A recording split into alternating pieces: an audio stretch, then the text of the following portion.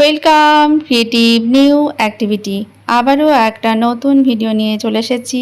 প্রত্যেকের বাড়িতেই তো আমাদের ছোটো মোটো জিনিস পড়ে থাকে, আর এই ভীমবারের যে কৌটো আছে সেই ঢাকনা অনেকের বাড়িতেই হয়তো আসে। তো সেগুলোকে দিয়েই আমি কিছু আইডিয়া তোমাদের সঙ্গে শেয়ার করব। প্রথমে যে কাজটা আমি করব সেটা হচ্ছে এই ঢাকনার স্টিকারটা তুলে নিব। ঢাকনা স্টিকার তোলার জন্য প্রথমে হাতের সাহায্য যতটা তোলা যায় ততটা আমি তুলে নিচ্ছি, আর তারপরে আমি জলের সাহায্য নিব, কারণ এই আঠাগুলো তোলার জন্য আমাকে জল ব্যবহার করতেই হবে। কিছুক্ষণ যদি এটা ভিজিয়ে রাখা যায় জলে, তাহলে মনে হয় আর একটু সহজেই তুলে নেওয়া যাবে। তো যাই হোক, আমি এখানে হাতের সাহায্যে এটা আস্তে আস্তে তুলে নিলাম। কিছুটা হয়তো আঠা এখনও আছে, তবুও আমি এর মধ্যে একটা ওয়ার্লি আর্ট করে নিয়েছি।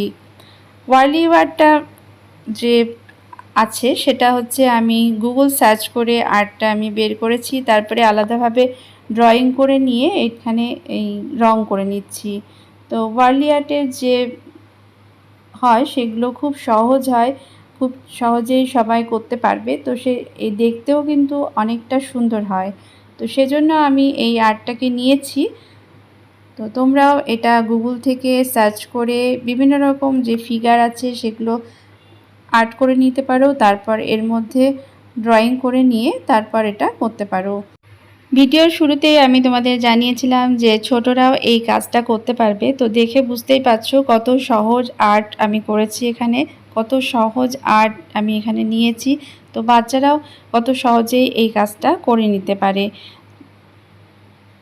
খুব সহজেই কিন্তু এই কাজটা হয়ে যাবে, আর এরা যারা বাচ্চারা আছে তারা কিন্তু এটা খুব ইজিলি করতে পারবে। তো তাদেরকেও একটু অ্যাক্টিভ করো, তারাও কিছু কাজ করতে পারবে, এই ধরনের কিছু কাজ।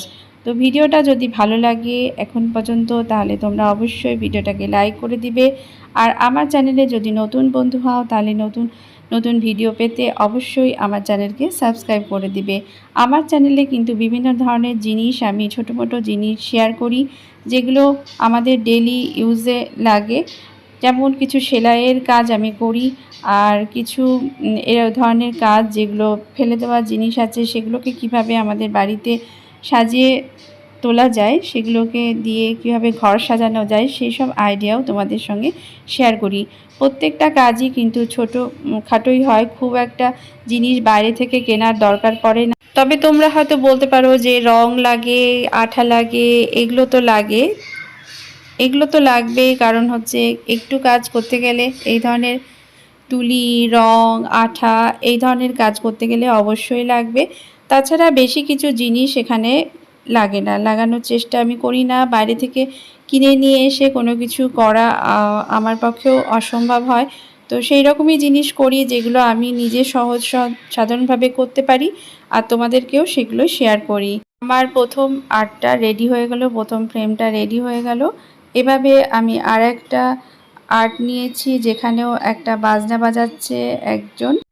যে যত ভালো সুন্দর আর্ট করতে পারবে তার ফ্রেমগুলো তত বেশি ভালো হবে। আমি যেরকমভাবে রেডি করলাম এর থেকেও আরও অনেকে আরও সুন্দরভাবে রেডি করতে পারবে।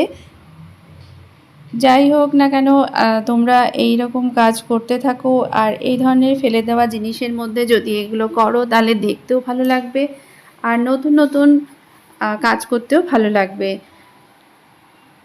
তো এইভাবে আমার এই যে আর্টটাও রেডি হয়ে যাচ্ছে। আর্টগুলো বাছাই করতে তোমরা গুগলের সাহায্য নিতে পারো। আমিও গুগল থেকে সার্চ করে এই আইডিয়াটা নিয়েছি। সেখানেও বিভিন্ন ধরনের ফ্রেমের আইডিয়াও আছে ওয়ার্লি আর্টের উপরে, সেগুলো থেকে আমি এই আইডিয়াটা নিয়েছি। সেখানে বিভিন্ন ধরনের ফিগার আছে, অনেক ধরনের আর্ট আছে যেগুলো তোমরা পারবে, তোমাদের কাছে ভালো লাগবে, সহজ মনে হবে, সেই ধরনের আর্টগুলোকে নিয়ে এই কাজটা করতে পারো।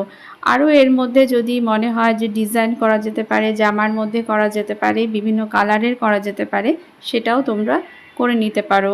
এখানে আমি আর একটা যে আর্ট নিয়েছি, এখানে আর একটা বাজনা বাজাচ্ছে। আমি এখানে আসলে বাজনার উপরে ফোকাস করেছি, যে বিভিন্ন ধরনের যে ফিগারগুলো আছে তারা বিভিন্ন ধরনের বাজনা বাজাচ্ছে। চার ধরনের বাজনা আমি এখানে নিয়েছি। তো সেই জিনিসটাকে নিয়েই আমি এটা ফ্রেমটা রেডি করছি।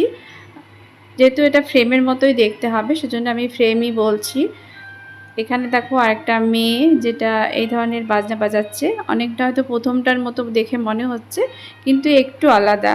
তাদের হাত পা একটু আলাদা হবে, একটু যদি কোনো নাচ করে তাহলে সেই হাত পাগুলো অন্যরকম হবে।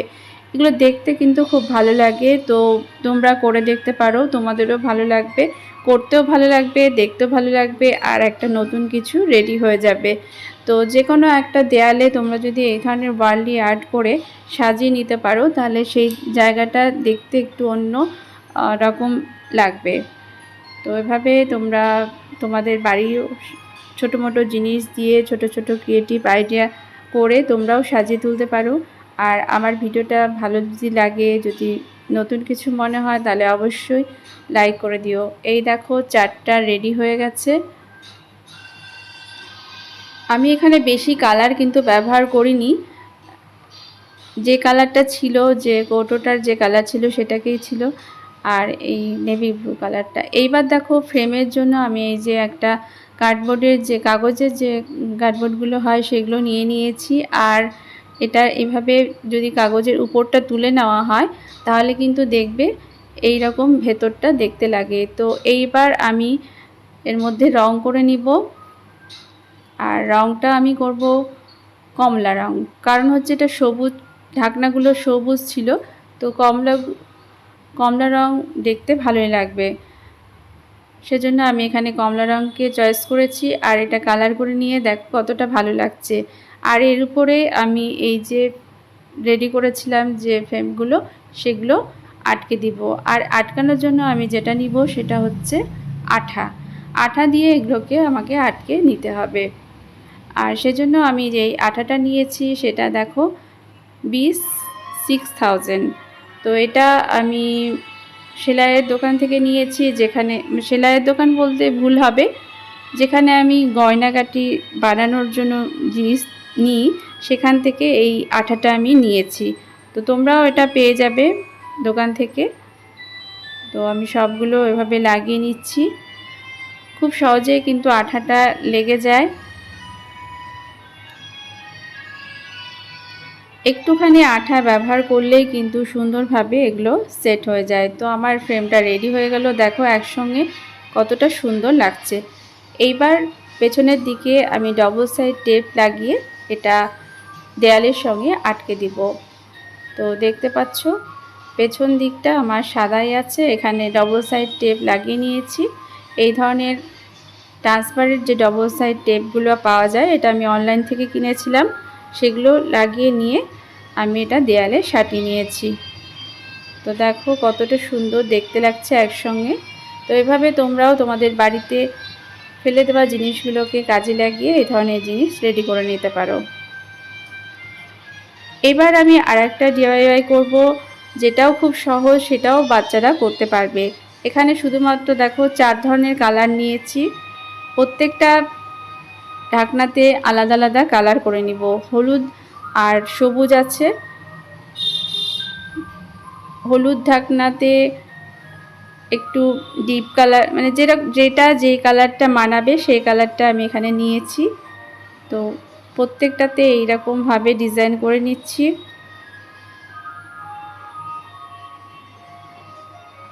কালার আলাদা হবে, ডিজাইন একই হবে। তো এই দেখো প্রত্যেকটা কালার ডিজাইন হয়ে গেছে। এবার আর কিছুই না, প্রত্যেকটাতে আমি বিভিন্ন ধরনের কোড লিখে নিব। এটাও বাচ্চারা খুব সহজেই করতে পারবে, খুব সাধারণ জিনিস। আর এই ধরনের মোটিভেট যে কোডগুলো আছে, যেগুলো আমাদেরকে প্রত্যেক দিন মোটিভেট করে, সেগুলো একটা দেয়ালে যদি টাঙিয়ে রাখা যায় তাহলে যেমন দেখতেও ভালো লাগবে, আমাদেরকে ডেলি যখন আমরা এটাকে দেখব তখন আমরা নিজেরাও একটু মোটিভেট হব। কালার করে নেওয়ার পরে বিভিন্ন রকম ডিজাইন করে নিয়ে এটা একসঙ্গে এভাবে লিখে যদি আমরা একটা দেয়ালে টাঙিয়ে দিই সুন্দরভাবে, তাহলে কিন্তু দেখতে ভালোই লাগবে। তো চলো দেখতে থাকো কিভাবে আমি এটা রেডি করে নিচ্ছি। এখানে আমি সাদা রঙটা ব্যবহার করেছি বিভিন্ন রকম কোড লেখার জন্য, কারণ সাদা রঙটা কিন্তু খুব সুন্দরভাবে ফুটে ওঠে। এমন রং ব্যবহার করবে যেটা রঙটা যাতে ফুটে ওঠে। তো প্রত্যেকটাতে একটা করে আমি কোড লিখেছি। আর এটাকে আমি যেহেতু বললাম একসঙ্গে জয়েন্ট করব, তো সেজন্য আমি এখানে চিহ্ন করে নিচ্ছি। এখানে ফুটো করে নিতে হবে আমাকে। আর ফুটোগুলো যাতে সমান হয়, একই সমান হয়, তো সেজন্য এভাবে আমি মার্ক করে নিচ্ছি। আর তারপরে আমাকে করে নিতে হবে কোনো একটা সরু তার দিয়ে এটাকে ফুটো করে নিতে হবে।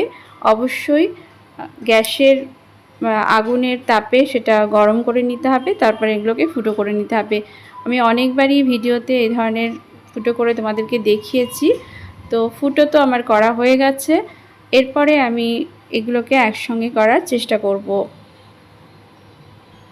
প্রথমে একটা এরকম ধরনের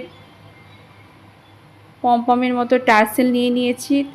টার্সেল বলতে গেলে তারপরে এখানে ছোট্ট একটা পমপম আছে, সেই পমপমটা আমি নিয়ে নিয়েছি। নিচের দিকে একটু টার্সেলের মতো ঝুলে রাখার জন্য। আর তারপরে নিয়ে নিব একটু পুঁথি নিয়ে নিব।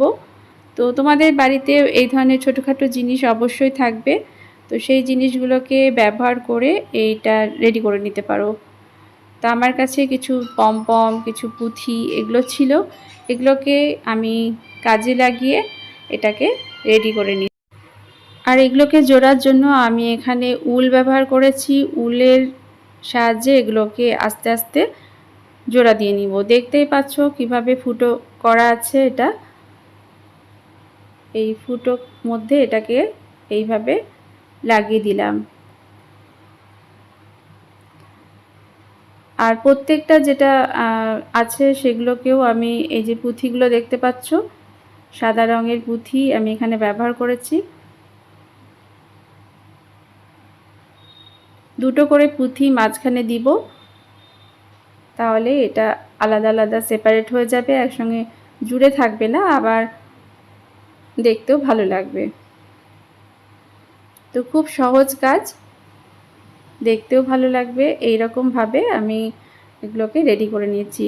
তো তোমাদেরকে বলছিলাম যে বাড়ি থেকে সেরকম কিছু কিনতে হবে না, কিন্তু ছোটো মোটো কিছু জিনিস আমরা যদি কিনে রাখি তাহলে কিন্তু অবশ্যই এই ধরনের কাজ হয়ে যাবে।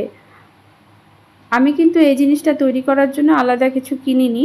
আমার বাড়িতেই বলেছিলাম যে গয়না বানানোর কিছু সামগ্রী থাকে, পুঁথি থাকে। অনেক সময় দেখবে অনেক সময় আমাদের মালা ছিঁড়ে যায়, তো সেই মালাগুলোকে ব্যবহার করতে পারবো। এখানে আমার সাদা পুঁথি কেনাই ছিল, তো এগুলোকেই আমি ব্যবহার করলাম।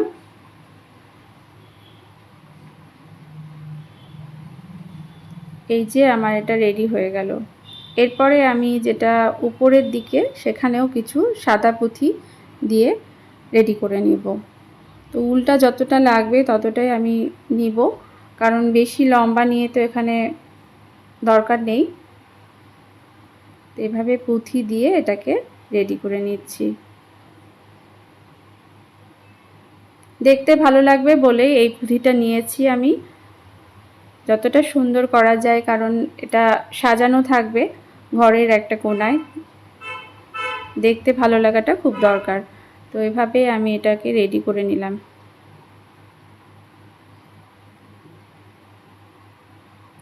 তো দেখতেই পাচ্ছ কত সহজে আমার কাজটা হয়ে গেল। আর ঘরের কিছু জিনিসকে কাজে লাগিয়ে, যেহেতু জিনিসগুলো পড়েই ছিল, তো ঢাকনাগুলো যেহেতু একই রকমের একই সাইজের ছিল, তো এই দেখো রেডি হয়ে গেল আমার আর একটা ডিআইওয়াই। কত সুন্দর লাগছে দেয়ালের একটা কোণায় যদি এই ধরনের জিনিস দিয়ে সাজিয়ে রাখি, ঘরটাও দেখতে ভালো লাগবে।